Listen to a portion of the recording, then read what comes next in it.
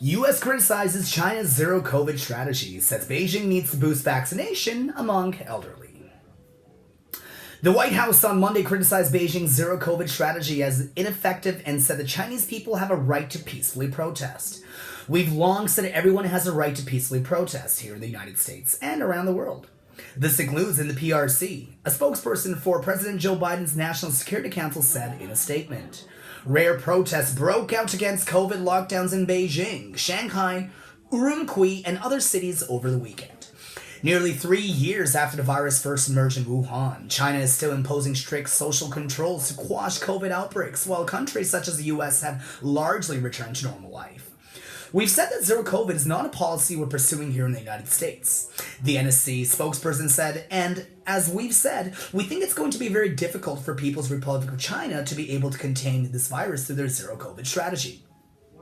The U.S. COVID response is focused on increasing vaccination rates and making testing and treatment more accessible, the spokesperson said. China's stringent COVID controls have kept deaths very low compared to the U.S., but measures have also deeply disrupted economic and social life. In China, more than 30,000 people have died from COVID since the pandemic began. According to the World Health Organization, in the US, more than 1 million people have died. Dr. Anthony Fauci, the top infectious disease expert in the US, said China's approach to COVID doesn't make public health sense.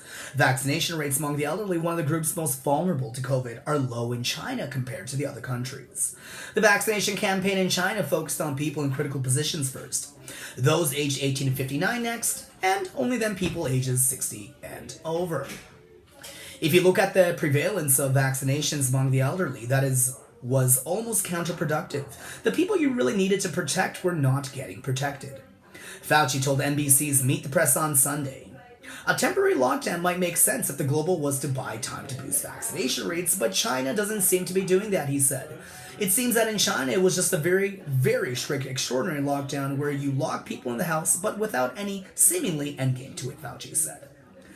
As of August, about 86% of people ages 16 and older in China were fully vaccinated and 68% had received a booster, according to a September report from China's Center for Disease Control and Prevention.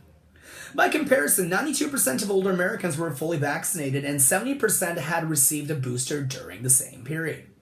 Fauci said China's domestically developed vaccines are also not very effective.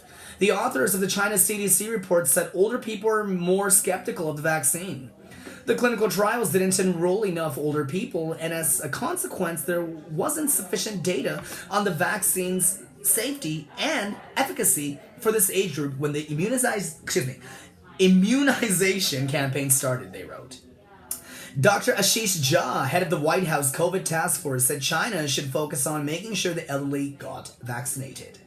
That, I think, is the path out of the virus. Lockdowns and zero COVID is going to be very difficult to sustain, Jha told ABC's This Week on Sunday.